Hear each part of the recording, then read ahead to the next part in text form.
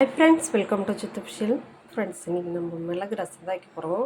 நான் அதுக்கு ஒரு நெல்லிக்காய் சைஸ் அளவுக்கு புளி எடுத்து அரிசி களைஞ்ச தண்ணியில் அதான் ஒரு 2 டைம் களைஞ்சி ஊற்றிட்டு அதுக்கு 3ஆவது வர தண்ணியில் ஊற வச்சு எடுத்துட்டு அதுக்கப்புறம் அதில் தக்காளி, கொத்தமல்லி, கருவேப்பிலை, அதுக்கப்புறம் மஞ்சத்தூள், கல்லுப்பு போட்டு ரெடி பண்ணி வச்சுருக்கேன். இங்கே ஒரு 2 ஸ்பூன் மிளகு, 1 ஸ்பூன் சீரகம், ஒரு 10 பல் பூண்டு, ஒரு காஞ்ச மிளகா, கொஞ்சோண்டு கருவேப்பிலை, ஒரு 1/4 ஸ்பூன் வெந்தயம் போட்டு வரப்பாக அரைச்சி வச்சுருக்கேன். இப்போது அடுப்பு மேலே பாத்திரம் வச்சுட்டேன். இப்போது ஒரு 2 ஸ்பூன் எண்ணெய் சேர்த்துருக்கேன். எப்படி தாளிக்கிறதுன்னு வாங்க பார்க்கலாம். எண்ணெய் நல்லா காஞ்சிச்சு. ஒரு 1/4 ஸ்பூன் கடுகு சேர்த்துக்கிறேன். கடுகு நல்லா பொரியட்டும்.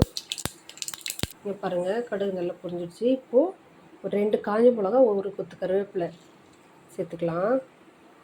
காஞ்ச மிளகாவும் கருவேப்பிலையும் சேர்த்தாச்சு. இப்போ நம்ம அரைச்சி வச்சுருக்கோம் இல்லையா, மிளகு, சீரகம், கருவேப்பிலை இதெல்லாம் இதில் சேர்த்துக்குங்க.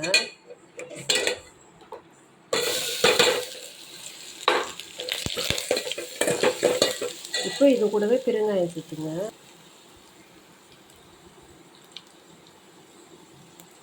பெருங்காயம் கொஞ்சம் அதிகமாகவும் சேர்த்துக்குங்க, ஈரத்துக்கு நல்லது. இப்போது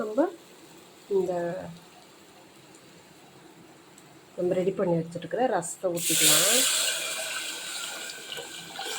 அது நல்லா வாசனையாக இருக்குது. இப்போது நம்ம இந்த மிக்ஸி ஜாரில் இந்த இதிலெல்லாம் நம்ம தண்ணி கொஞ்சமாக ஊற்றி அதில் சேர்த்துக்கலாம். இப்போ பாருங்கள், மொத்தம் அலசி ஊற்றிட்டாச்சு. மிக்ஸி ஜார்லாம் நமக்கு தேவையான அளவு நம்ம புளிப்பு, உப்பெல்லாம் கரெக்டாக இருக்கான்னு இந்த டைமில் செக் பண்ணிக்கோங்க.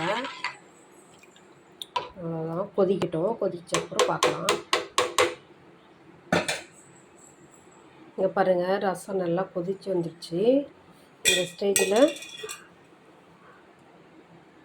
கொத்தமல்லியும் கொஞ்சோண்டு கருவேப்பிலையும் வச்சுருக்கேன். அதை அது மேலே போட்டுங்க. போட்டுட்டு இப்போ லைட்டாக கலந்து விடுங்க. ஏன்னா அப்போ தான் அந்த பச்சை வாசனை போகும். கலந்து வச்சுட்டு எங்கள் அம்மாலாம் கருவேப்பிலை இந்த மாதிரி தான் ரசத்தில் போடுவாங்க. அந்த காம்போடு போடும்போது அந்த வாசனை நல்லாயிருக்கும். இப்போ நம்ம ஒரு கொதி வரட்டும், மூடி போட்டுடலாம். இப்போ பாருங்கள், லைட்டாக மறுபடியும் நுர கட்டி வருது. நம்ம இன்னும் கொஞ்சம் நிறைய அந்த நுர வந்த பிறகு ஆஃப் பண்ணிடலாம்.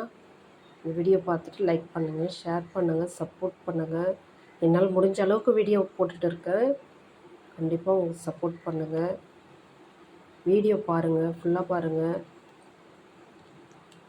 பாருங்க, இப்போ ஸ்டவ் ஆஃப் பண்ணிடலாம். அவ்வளோதான், ஆஃப் பண்ணியாச்சு.